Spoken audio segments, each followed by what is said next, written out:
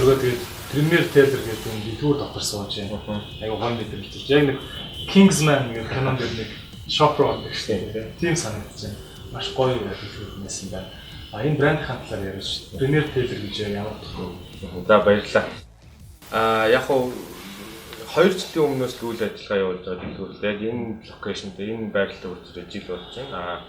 Гол үйл ажиллагаа нь юу гэхээр эрэгтэй хүний биенээс хэмжээ аваад цамц болтоо одоо костюм гэж хосолтой энэ бүгдийг яг тэр хүний тухайн биеинд нь таах байдлаар хоёр аргаар хийдэг. Нэг нь made to measure гэдэг, нөгөө нь Facebook гэх сервис.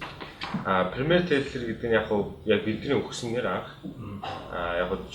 уулнаасаа манай нөгөө зах зээл жоохон өндөр зэрэглийн зах зээл рүү өрсөлдөх сонирхолтой. Одоо Монголд байгаа гадаадын брэндүүд өөрчлөлт сонирхолтой болохоор яг нэрнээс авахудаа жоохон Premier гэдэг тийм хүнээр хүсэн. Тэгээд мэдээж Taylor буюу юм оёдлын үйлчлэг явуулдаг болохоор мэдээж Taylor гэдэг нэрээ авч ирсэн. Яг манай бүтнээр бол Premier Taylor гэдэг доор Sartorial гэдэг жижиггүй гэдэг. Тэр нь юу вэ гэхээр яг Sartorial одоо амьдралын хэв маяг гэж сүүлийн жилүүдэд ярьдгүйсэн. Тэр нэг Италиар бол яг Taylor гэсэн үг л дээ. Гэхдээ Итали нэг тийм хэв маягийг агуулсан тийм загвартай зүйлүүд байдгийг жоохон Sartorial гэдэг. Тэгэхээр манай дэлгүүрээр илүү тийм Итали одоо хэв маягийг шингээсэн Итали загварлаг тиймэрхүү зүйлүүдийг хүний биений хэмжээс авч хийдэг юм Монгол брэнд л да. Тэгэхээр гадуур одоо ингээд янз бүрийн центр таавны тавхаар конвеншн юмнууд гэдэг шиг зүгээр л дээ. Эндээс юугаар ялгаатай яг бизнесийн яг модель нь үү? Яг уу ийм байгаа. Эрэгтэй хүмүүсийн хослол гэдэг зүйлийг өмсөд нэг 120-30 гаруй жил болж байгаа. Тэгээд дээр үед яадаг гэсэн бэ гэхээр эрэгтэй хүн бол өөр юм гэсэн Taylorтэй. Тэрэн дээр очиод ингээ хувцас өмсчтэй, хувцас илгэжтэй. Эмэгтэй хүн болохоор өөр юм гэсэн personal shopperтэй. Тэр хүн эмэгтэй хүн ингээ дэлгүүр ороод дэлгүүр дээр ингээ бүх юм нээлттэй байдаггүй. Туслах нь очиж хувцсын сонгож ирэх гişтнүүдүүд ингээ сонгодог юм байсан. Тэгээ дэлхийн 2 дугаар дайны үеэс нөгөө масс үйлдвэрлэл хэрэгтэй болоод нөгөө хувцсыг олон тоогоор үйлдвэрлэдэг болоо. Тэгээд одоо бэлэн бүтээгдэхүүн гэдэг зүйл гарч ирсэн гэсэн.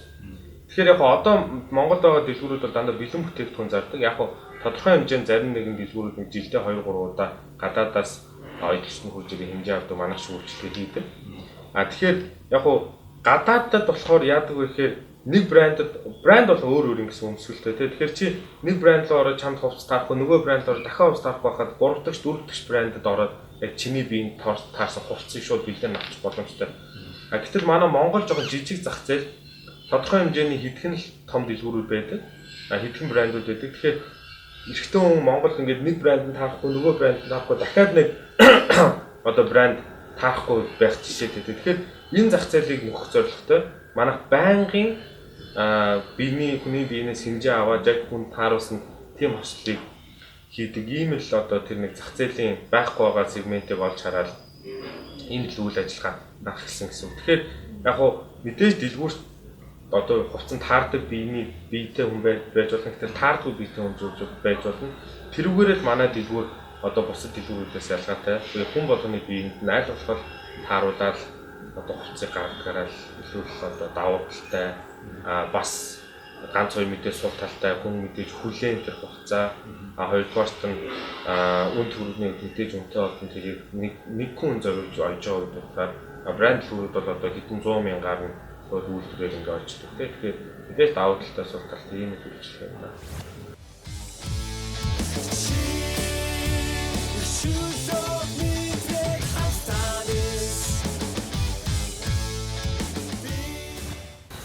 За өөрөө бол энтерпренeur залуу ийм шин төрлийн ниш маркет руу ороод явж байгаа. Брендийнхаа түүхийг авч ярьж байна. Яаж гэсэн? 2 жилийн өмнө одоогоос яг бид нар яг ийм үйлчлэх хэрэгтэй юм байна гэх тэгээд судалгаа явуулаад хаана яаж хийж болох вэ гэх. Тэгэхээр эхлээд мэдээж хамгийн ихний улс бол Итали улс байсан. Мэдээж Итали үйлдвэрлэл гэдэг бол маш үнэтэй. Гэтэл үйлчлүүлэгчнээс илүү үнэтэй болно. Хоёрдугаар цаг хугацаанд жоох удаан. Тэгэхээр бид нар Азтай үйлдвэрлэх хэрэгтэй юм ингээд Солонгос улсыг сонгосон. Үйлдвэрлэлд мэдээж маш өндөр зэрэглэлээр хөгжсөн, материал маш өндөр зэрэглэлээр хөгжсөн юм улс байдаг. Тэгээд энэ үйлчлэгчтэй хөгжсөн улс. Тэгэхээр бид нар Солонгос яваад эхлээд бол яг интернетээр хайгаж өрөөсөө хамтарч болж чадаагүй. Ягаад гэхээр нөгөө манайх бол шууд Google-чдэг шиг солонгосод өөр юм гэсэн нөгөө хятад шиг тийм never гэж зүйлтэй байдаг. Тэрийг авах нэгдгүйсэн болохоор шууд очоод бараг хаалга болгох нэг төвшөөр трейдер болонд очоод би Монголоос явж байна. Ийм бизнес төлөвлөсөн ингээ хамтарч байгаа манай үйлдвэрлэгч болооч гэх. Тэгээд азар нэг Harrison Taylor гэдэг компанитай таарад нэг ах トゥ хоёр ухтаад их гоё дэлгүүрсэн. Гол нь дэлгүүрийн орчин тойрог таалагдсан. Бүтээгдэхүүний чанар таалагдсан. Тэгээд яг хамтарчаа сонгосон. Тэгэхээр яг үүсэл түүх нь одоо солонгос зүгээр л явж байгаа л болсон гэж хэлж болно. Тэгээд хаалга цагч явж байгаа тийм. Яг бид нар яг шантрагчлээсэн л да. За энэ бүтэхгүй юм байна. Хайгаач олдохгүй юм даа. Солонгос ч яаж одоо хайгаа явдیں۔ гэж одоо тэгээд тухайн үед нөгөө компанид ажиллажсэн ажлаасаа за яг хамгийн сүүлийн боломжоор шавхыг чөлөө аваад тэгээд шууд солонгос руу очиж тэгээд 7 хоног хаалгах гэж чахал тэгээ яасан. Тэгээ яг бид нар хамгийн анх Viva City хотгонд анхныхаа дэлгүүрийг нэгдсэн. Мэдээж шинэ үйлчилгээ тэгээд бас яг зорж очдог үйлчилгээ гэдэг утгаараа нэг хүнээс хэмжээ авч явах өөр хүмүүс ингээ орж ирээд авчих хэцүү байдаг. Тэгэхээр жоохон одоо сайд Viva City нэг жил болоод мэдээж одоо бүтээгдэхүүнээс тэ жоохон сайжруулах Монгол хүний бие тогтсон эсвүүрийг гаргах гэдэг юм тийм бэлтгэл ажлууд явуулах хэрэгтэйсэн. Тэр утгаараа нэг жил Viva City үйл ажиллагаа явуулаад проблем мэдрээ засаад тэгээд хотын төвийн салбар руугаа нүүж ирээд жилийн өмнө. Тэгэхдээ бид нар мэдээ шинэ үйлчилгээнүүдийг бас нэвтрүүлчих гэсэн. Тэр нь болохоор анх бол бид нөө Meta Measure гэдэг үйлчилгээ хийж байгаа. Тэгээд жилийн өмнөөс Bespoke гэдэг үйлчилгээтэй одоо тэгээд анх бол зөвхөн юм tailor зөвхөн эрэгтэй хослыг хүнд зориулж үйлдвэрлэсэн бол одоо илүү нөө multi brand shop болсон. Итали, Америк, Испани, Англиас бэлэн бараа бүтээгдэхүүнүүдийг оруулж ирдэг. Эрэгтэй хүн манай дэлгүүрт орж ирээд 100% бүтэн хувцлах боломжтой ийм дэлгүүр болж одоо өргөжөөл явж байна. Зөрөөгөөс маш олон асуулт зогх гэдэг хэлсэн байна. За зүгээр. За одоо нэг зүйлийг хүмүүс гайхаад байна л да. Танах түрүүн бас өмнөх ярилцлагыг харж байгаа ч гэсэн утаснууд ч юм бол солонгос тийм байгаа тийм. Гэхдээ Монгол брэнд гэдэг явж байгаа. Тэгэхээр яг энэ Монгол брендийг чинь хамгийн гол нь үн цэнтэй зүйл нь хаана байна? Юун дээр нэг анхаарч байна. Яг нөө юу л яач юм да анх ямар зах зээл дээр яаж өрсөлдөх вэ гэдэг нь манай өрсөлдөх хүч юу вэ? Нөө брендийн үн цэн юу вэ гэдэг дээр л анх тулгуурлаж байгаа. Тэгээд мэдээж Монголд үйлдвэрлэж болно. Гэтэл нөгөө гадаадд үйлдвэрлэн гэдэг юм чинь илүү чанартай, илүү сайн мэдээж техник технологийн хөгжсөн тэр нэг experience гэдэг тэр нөгөө зүйл ингээд чухал байдаг болохоор бид нар яалч гадаадыг сонгосон. Энэ бол Монгол бүртгэлтэй компани, орлого нь Монголын татвараа төлдөг одоо Монголын бидний өөрсдийн хүснэр гэдэг утгаар яалч Монгол брэнд одоо Nike, American брэнд бүртлээ хятад үйлдвэрлэдэг. Өөр одоо Италийн ч маш олон хүчний брэндүүд Азад үйлдвэрлэнэ. Тэр чинь нөгөө тэр зах зээлээ яаж харж ийн гэдгээс илүү шалтгаалж байгаа нөгөө брендийн нэр үйлдвэрлэлт хаана явж байгаа гэдэг чинь хоёр өөр хутгуун болсон. За тэгээд яг манай хэдий солонгост үйлдвэрлэдэг гэсэн бид нар Монгол хүнийхэн биеийг тааруулаад эсвэрүүдээ амтнаасаа гаргасан. Тэгэхээр одоо яад чи жишээлбэл одоо яаж л энэ манайхад Италид үйлдвэрлэлт болох ч байгаа. Тэгэхээр хоёр ийм үйлдвэрлэгчтэй нэг нь солонгост үйлдвэрлэсэн бүтээгдэхүүн премиер хэлбэр бүтээгдэхүүн нөгөөх нь Италид үйлдвэрлэсэн бүтээгдэхүүн бас премиер хэлбэр бүтээгдэхүүн. Одоо та нар дэлгүүрлөө Burberry-д орох ч юм уу Made in Spain гэсэн төрөвчтэй Made in Italy гэсэн төрөвчтэй Made in England гэсэн төрөвчтэй гэсэн мэтлэл Burberry гэдэг брэнд. Яг тэрнтэй адилхан. LV гэхэд одоо костюм пижакын 2-3 билүү уцаа 2-3 үйлдвэрлэгч үйлдвэрлэдэг. Тэгээд бид нар тэдний яг LV, Givenchy, Berluti-гээ 3 их өндөр зэрэглэлийн брендийн хослыг үйлдвэрлэдэг үйлдвэрлэгчтэй холбоотой одоо өглөөс Итали бас манай пижакын үйлдвэрлэдэг. Тэгэхээр нөгөө яг брэнд өөрөө заавал Монголдо үйлдвэрлэж Монголын брэнд болох ямар шаардлагагүй гэж бодож байгаа. Мэдээж Монголдо үйлдвэрлэж байгаа зүйлүүд байгаа. Тэр Монголын брэнд, биднээс ч Монголын брэнд тэгээд буйныг айл өнцгөөс хүн яаж харах вэ гэдгээс л гол нь шалтгаалаад байгаа юм л да.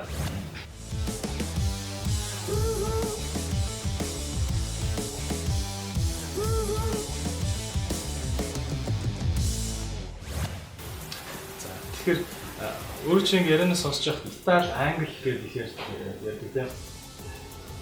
Ингээд яг Taylor одоо хослын батар гэдэг Итали, Англи хоёр юугаараа тийм аваад талаа хацсан.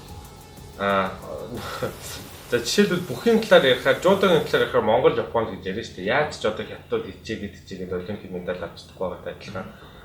Яг л одоо тэр нөө соёл гэдэг зүйл нь анханасаа дээр үесээ л Италичууд гар аргаар хөслийг үлдвэрчсэн 100 200 жилийн түүхтэй англичууд бас яг тийм болохоор нэг тэр соёлын тэр хүүхэд ерөөсөө 8-9 настайгаас хостод ойж эхэлдэг гэж байгаа байхгүй. Тэрийг бид нэр 20 хэдэн настайд их сургуульд ороод ингээ оёож эхлээд нөгөө чанарын төвчмч гэдэг юм тэр эзэмших айгуу хэцүү. Яг одоо Японч яаж чижээг манаас сумочдыг дийлэх байгаатай адилхан бид нар бас яаж чижээгээ ч гэдэг юм уу хятадууд бол өндөр зэрэглэлийн хөгцсөн. Гэтэл хятад ямар ч өндөр зэрэглэлийн брэнд, Английн өндөр зэрэглэлийн брэнд, Францын өндөр зэрэглэлийн брэнд, Италийн өндөр зэрэглэлийн брэнд гүйцэтгэх гэдэгтэй адилхан болчиход байгаа юм байна. Тэгэхээр яг одоо энэ Итали, Англи хоёр бол үнэхээр тэнцэл тэгэхээр бол дэлхийн яг номер 1 2 ороод үүний араас бол мэдээж Япон явж байгаа, Солонгос явж байгаа, Франц мэдээж байгаа. Тэгэхээр ингээд нөгөө соёл ингээд хөгжиж байгаа. Магадгүй Монгол үйлдвэрлэл хөгжиж байна. Гэхдээ бид нэр тэр анханасаа тэр тейлер гэдэг зүйлийн тэр анханасаа гараар ойдог энэ хослол гэдэг зүйлийн соёлыг бид нэр бүр багасаа сурах хэрэгтэй. Мэдээж Итали юм ойдог хүн байгаа шүү дээ. Итали юм ойдог хүн яаж хичээгээр манай Монголын хамгийн гоё дээл байдаг хүнээс илүү дээд гэж ойлгохгүй. Яг тэрнтэй адилхан манааштай юм ойдог хүмүүс байгаа. Гэхдээ тэр хүмүүс яаж ч одоогийн байдлаар хичээгээд Италийн дээл одоо хослол ойдог хүнийг дийлэх үү те. Тэгээ би нэг Итали залуутай ярьсан. Та нар яагаад ийм лаг оёод байгаа юм бэ гэхээр мэдээж энэ бол манай соёл байдаг. Хоёрдугаарт нь чи зоргоо машин барьдаг гэж байгаа барьдаг. Чи өөрөө машин барьдаг гэж бодож. Гэтэ чи яаж F1-ийн уралдаанд уралдаж чадахгүй зү гэж байгаа байхгүй. Тэгэхээр яг нэг тийм эзэмсэн зүйл гэж байна. Тэгэхээр яаж Монгол хүнийг амар лаг дэлхийн одоо машиныг авчирж ирээд ингээ оёотхоо гэсэн чинь яг тэр ойж байгаа хүн гэдэг тийм машиныг ашиглаж байгаа хүн гэдэг чинь өөрөө их чухал үүрэг оролттой байдаг. Premier Taylor брэндтэй одоо ингэ дэлгүүр дотор байгаа бидний хардаг байна. Ослод юм ихэнхдээ Итали загвар байгаа юм тийм. Ер нь бол манай Итали, Англи гэх. Яг гоо англи загвар бол айгүй офис загвартай. Айгүй official загвар гэдэг чинь тийм арга хэмжээ одоо ёслолын загвартай. Итали загвар болохоор нэг тийм нэг загварлаг, fashionable тийм загвартай болчихсон. Тэгэхээр одоо зах нь өргөн байдаг, хэлбэр нь өөр, одоо янз янзын одоо тийм нэг деталь зэсгүүд төр айгүй их ажилтдаг. Детальчууд айгүй деталь зүйлүүд төстэй. Англичууд бол илүү constructed маш өргөн мөртэй, том, хатуу мөртэй тиймэрхүү зүйлүүд хүнийг айгүй хүчтэй харагддаг. Гэхдээ яг нь бид нар нөгөө үйлчлүүлэгчийн шаардлагыг нийцүүлэхээр хийдэг гэдэг утгаараа мэдээж англи загварын хөстөлч хийдэг. Яг нь манайх би өөрөө ч гэдэг юм жоохон Итали загварыг сонирхдаг гэдэг утгаараа мэдээж одоо манайхаас нэг тийм Итали загварын өмнө мэдээж ханхалдаг боловч англи загвараар хийгээд гэхэд мэдээж болохгүй юм бол ер нь байхгүй. Зөвлөө Америкт төгссөн баа тийм маркетингаар сурсан. Маркетингаар. За ингээд маркетингаар сурлаа. Ингээд дараа нь энтерпренeur болоод өөр нэгэн бизнес аваад явж байна. Юу нэмж сурч байна? Ямар чадваруудыг эзэмшиж эхэлж байна? Яг хоо анх нөгөө нэг сургууль сурч байхдаа хурдан л ажилд орох юм гэж бодож байсан. Тэгээ яг хурж ирэх нэг компанид ажиллаж байсан. Компанид ажиллаж байгаа хугацаанд мэдээж аюул олон зүйлс яаж компани авч явах юм бэ? Яаж компани одоо тэгээ нөгөө албан тушаалын үе шат гэдэг нөгөө яа тийм байх гэдгийг сурсан. Тэгээд компанид ажиллаж байхад хурдан өөр юм гэсэн бизнестэй болоод сууж байсан. Өөр юм гэсэн бизнестэй болоод бүх зүйлүүдээ ингээд хэлэхээр бас аюул стресстэй хэцүү юм билээ. Одоо 7 хоног ажилтай, орой болгон ажилтай. Мэдээж өөрийнх нь мөнгө явж байгаа болохоор аюул стресстэй гэх. Тэгэхээр жижиг компани авч явж байгаа болохоор бүх зүйлд нь оролцож байгаа нь аюул олон юм зааж өгдөг. Хүний нөөцийн асуудлыг өөрөө шийдэн, маркетинг асуудлыг өөрөө шийдэн, санхүүгийн асуудлыг өөрөө шийдэн. Ингээд бүх зүйлд орж байгаа болохоор яг багасаа олон зүйлийг мэдээ сурч байгаа. Мэдээж алдах хоног юм байгаа. Тэр утгаараа яг нөгөө ах нар тийм өөрөө ах нар өөрөө ихлэгээ бизнес хүмүүстээс маш олон зөвлөгөөнүүдийг бид нар авч ирсэн. Ментор их чухал гэдэг. Тийм, ментор аягүй чухал. Тэр сайн нэг юу ярьж илээ шүү дээ. Тэр нөө Alibaba-гийн захирлыг ярьслаа гэсэн бэлээ. Гэсэн чи юу гэсэн бэ гэхээр 20-30 хүртлээр хүснээрээ та алдаа. Тэ залуу хүн байхаа алдаа.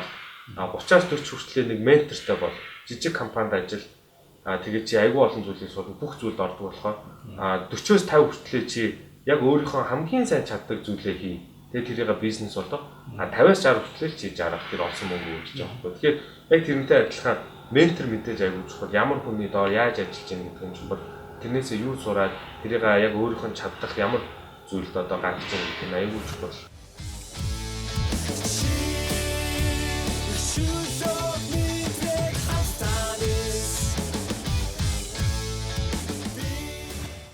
гэж ойлгоод байгаа. Танах одоо үйлчлүүлэгчийн үйлчлэгээ гэж яриад байгаа. Customer service. Customer service тал дээр ямар шинжлэх зүйлүүдийг хийж байна. Яаж customer-уудаа үйлчлүүлж байна. Тийм тий.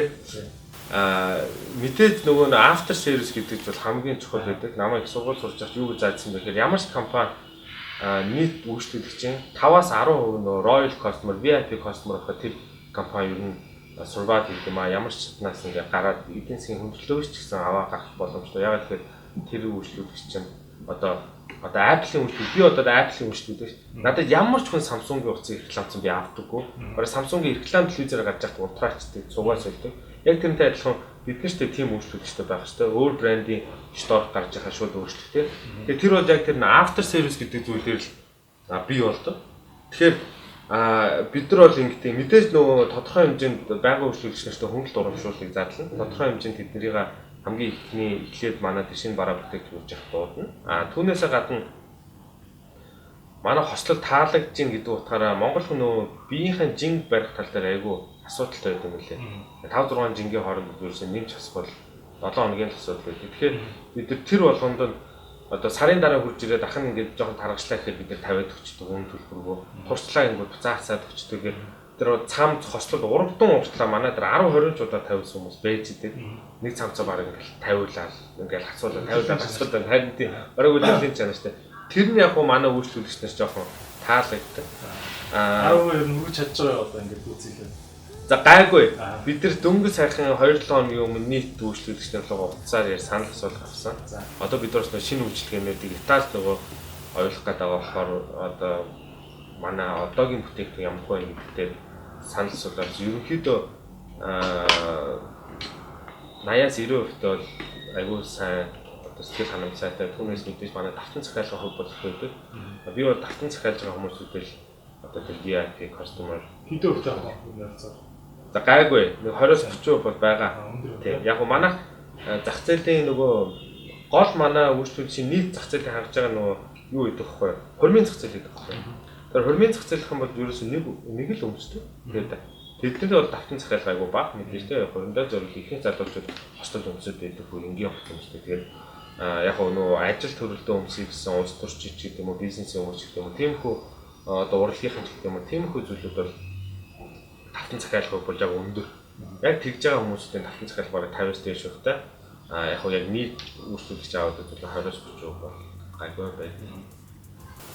Тэгээд жоохон интерпренерүүд ихтэй үзэж байгаа, залуучууд үзэж байгаа учраас бас хувь leadership платформаас үзүүлдэг юм байна. Магадгүй чи ингээд банк бизнесийн талаар өөрөөр боловсруулж байгаа гэдэг. Бизнесүүдийн ялангуяа стартап гарааны бизнесүүдийн том албаны хэлбэр. Чиний хувьд бол яг энэ бизнес дээр алчахгүй юмсан гэж хамгийн их одоо боломжтой зүйл юм. Яг нь би нөгөө маркетинг менежментийн бэкграунд болохоор тэр тал дээр бол нэг айдаггүй. Яг нь маркетинг хийгээд чинь менежмент аваад чинь хамгийн гол айдаг нь санхүүгийн тал дээр айгүй айдаг. Санхүүгийн бэкграунд байдаг болохоор миний бодлоор маш олон бизнесүүдийн алдаг юм санхүү хэлбэрч байгаа. Тэр нь өөртөө нөгөө ашиг олж, мөнгө олж гэж одоо яваад байгаа бол яг нөгөө цаасан дээр ерөөс ямар ч ашиггүй ажиллаад байдаг. Бэлэн мөнгө нөгөө одоо cash flow гэж яддаг шүү дээ. Байрлал шийдэж хоёр байгаа. Тэр болгоныхоо ингээд хүчийг нь одоо яг яаж явах хэрэгтэй гэдгийг аягүй сайн ойлгож авах хэрэгтэй. Хаамаагүй мөнгөийг мэдээ зарж болохгүй.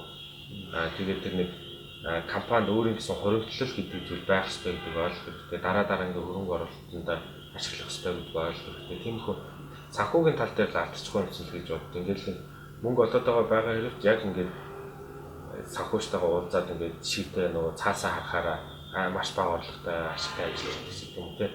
Тэрэн дээр залуучууд нэгдүгээр анхаарах хэрэгтэй. Тэр бол байгуулагчныхаа дараа. Байгууллагатаас өмнө бол мэдээж хөрөнгө оруулах. Тэр хөрөнгө оруулалтыг яаж босгох гэдэгт л маш сайн тооцоо томьёо хийх хэрэгтэй. Өөрөө мэдээж мөнгө төрөхтэй бол өөрөө гаргаад ингээд ажиллаж болно. Гэхдээ тэр хэр том рисктэй, рискээ үнэтэй хуваалцах уу, яах уу гэдэг маш сайн бодох хэрэгтэй.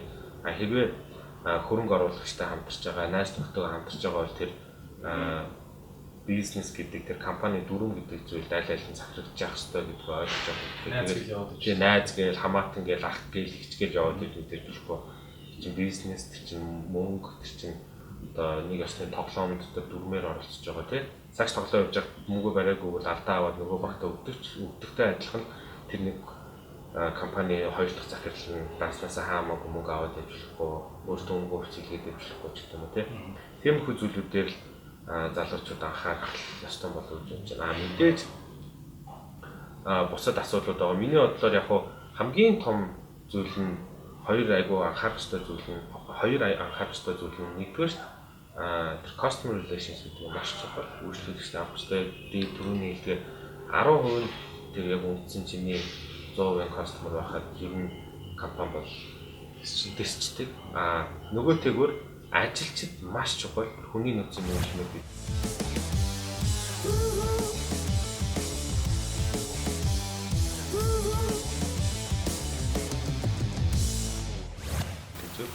ажилчид өөртөө ажилдаа их дуртай байх хэрэгтэй. Тэгжээж сайн ажиллана. Ажилчид өөрөө авж байгаа цалинтай компани өгж байгаа тэр бусад одоо бенефитүүдтэй сэтгэл хангалуун байх хэрэгтэй. Ажилчид өөрөө чамаас юм сурч явах хэрэгтэй. Тэр ажилчид өөрсдөө энэ компаниас зүгээр л ажиллаад талхныхан мөнгө олдож өөрөө одоо тэрнээс суралцаад боловсроод хөгжиж явах хэрэгтэй гэдэг зүйлээр мэдээж тэр хоёр зүйл маш чухал гэж би боддог. Тэгээ ер нь нөгөө компани бүхэл төвшин бүхэл одоо департаментууд бүхэл нөгөө багууд чухал тэр болгон дээр өөр гэсэн бодлоготой өөр гэсэн компани дүрмтэй байх хэрэгтэй. Мэдээж компани бол өөр гэсэн дүрмтэй. Тэгээ компани хүний нөөцийн бодлого хоёр компани хоёулаа өөр гэж болно. Хоёулаа өөр нөхцөлд харилцаа адилгүй. Тэгэхээр яг энэ нөхцөл зүгөө яг энэ чухлаа гэсэн юм бол одоогийн байдлаар байхгүй. Тэгэхээр ямар хүнтэй ажиллаж гин, ямар нөхцөл, ямар зах зээл дээр ямар хүнтэй хамтарч ин гэдэг болгоноос шалтгаалаад хүн өөр нэг тийм шийдвэр гаргах тийм зорилт чижтэй байх хэрэгтэй болов уу гэж байна. Шиний хувьд жишээ за компани удирдах авч явж байгаа гэдэг нь өглөө ажилтнаасаа хоцорч орж ирдэг ч юм уу эсвэл байх гэсэн. Төрүүлээ гарч ирдэг ч юм уу тийм. Магадгүй нэг жоохон лидер гэдэг чинь төрүүлээ харуулах шаардлагатай багтаа. Чи өөрийгөө яаж өөрчлөлттэй байлгаж байна? За яг хөө тэр тал дээр бол нэг амар өөрийнхөө лаг гэж хэлж чадахгүй. Мэдээж дутагдaltaй талууд байгаа. Гэхдээ нөө ажилчдаа айгуу сайн ойлгох хэрэгтэй. Би яагаад өнөөдөр хоцроод ирч юу, яагаад ингэж юу гэдэг зүгээр үнхээр унтаад хоцорч байгаа юм. Өчтөр шоуч хоцорч байгаа юм. Эсвэл өглөөгөр ажилдаа банк гараад байгаа юм. Яагаад ийш тарьж байгаа гэдгийг айгуу сайн ойлгох хэрэгтэй. Хоёрдугаарт миний хамгийн ажилчтайгаа ажиллах хамгийн дуртай зүйл юу гэдэг вэ гэхээр би тэр нөгөө шийдвэр гаргах эрхийн тодорхой хэмжээнд олгож өгдөг. Намаа байхгүй ч гэсэн өөртөө шийдвэр гаргах хэрэгтэй. Тэрнээс айх хэрэггүй. Тэр нөгөө өөртөө шийдвэр гаргах эрхийн олгоод өгчих нь ажилдаа ууршуулж байгаа бас нэг том зүйл юм болов уу гэж боддیں۔ Тэр тал дээр илүү би менежменттэй байж байгаа. Тэрнээс биш би нэг өөрөө амар юм синерстэй гэж юм. Өөрөө заавал ажилдаас ирэх гэж юм уу, заавал орой явах гэж юм. Тэрүүгээр нэг мотивац болох, тэрүүгээр нэг лидер хийгээд явах биш. Гол нөгөө менежмент лидер гэдэг чинь нөгөө хаана нэг сайн хүмүүс болгоны цуглуулаа тэр хүмүүсүүдийг аягүй сайн менеж хийгээд авч явах юм чухал. Тэгэхээр надаас лавгүй манай дээр ажиллаж болно. Тэр бол надад тэр цэс надаас. Тэр хүний сайн талуудыг л тэр хүнхээр ажилдаа ирэл юмаа сайн гэж шинэ боломжуудыг гаргаж ирэл шинэ санаануудыг гаргаж ирэл тэрийг урамшуулаад явах нь илүү чухал гэж байна. Тэрнээс би өөрөө ингээд би захирал нь яг ингэж хийгээд яг одоо энэ хийгээд гэж та нар одоо тэр тэмцээн зохиомор байна. Тэгвэл ямар тэмцээн гэдэг өөртөө бодож болоод хийчээрээ гэдэг ч юм. Тэрнээс чи өөрөө бодчих. За яг энэ тэмцээг яг энэ гэдэг юм чи биш те. Тиймээс тал дээр илүү ажилладаг. За